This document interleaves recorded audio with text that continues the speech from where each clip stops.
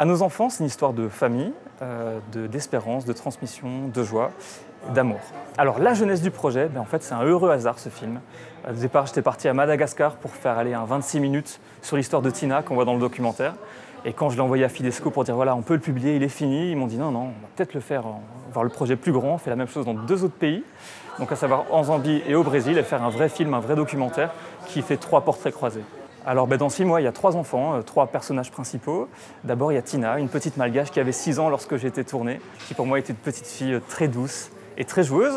Après tu as Walter dans la favela brésilienne. Walter, il est calme et très bienveillant, altruiste. Et après on a Cecilia en Zambie, et Cecilia pour moi elle est très espiègle et un peu intrépide aussi. Ouais. Voilà, du coup j'ai partagé leur quotidien avec ces 3 enfants, et l'idée c'était vraiment de les mettre en avant, de voir en fait toute leur vie à travers leurs yeux, le monde à travers leurs yeux, que ce soit la favela brésilienne ou alors les grandes plaines zambiennes ou les vallées malgaches.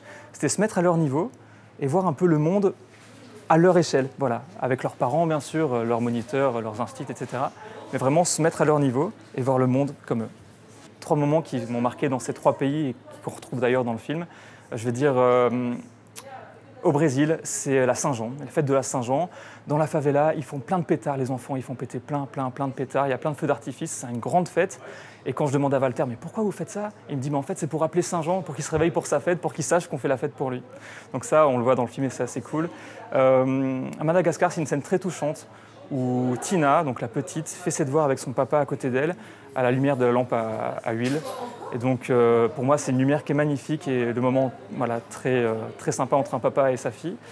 Et ensuite, en Zambie, là, c'est parce que j'étais super impressionné. J'arrive près de chez eux, il y avait un serpent, un python, qui faisait, selon moi, 3,50 m, qui était mort. Je ne l'avais pas vu, et quand je l'ai vu, même à le filmer mort, ça m'a fait un peu flipper. Voilà, donc là, c'est plus personnel, mais c'était cool. Et quand je repense, c'était des moments incroyables. Et j'en tire peut-être des choses dans ma vie personnelle, genre toutes les personnes qu'on voit dans le film, moi, elles m'ont marqué par leur dignité, toujours garder la tête haute. Il peut y avoir des problèmes, mais en fait, on voit surtout demain dans ce qu'il a de positif, c'est-à-dire avec beaucoup de joie et beaucoup d'amour. Et après, d'un point de vue professionnel, en fait, là, dans ce film, on donne la parole à des gens qui ne l'ont jamais. Et d'ailleurs, une fois, le papa au Brésil, il me demandait « mais pourquoi tu veux parler de nous? Pourquoi tu veux raconter notre histoire ?» Et en fait, c'est parce que chaque histoire est vraiment très touchante et très intéressante à partir du moment où on prend le temps de l'écouter. Et donc là, on les a écoutés, ils n'ont jamais eu de caméra, personne ne les a jamais filmés. Par contre, ils avaient énormément à dire. Et donc, du coup, d'un point de vue professionnel, c'est quelque chose que j'ai envie de continuer à faire parce que ça m'a vraiment marqué.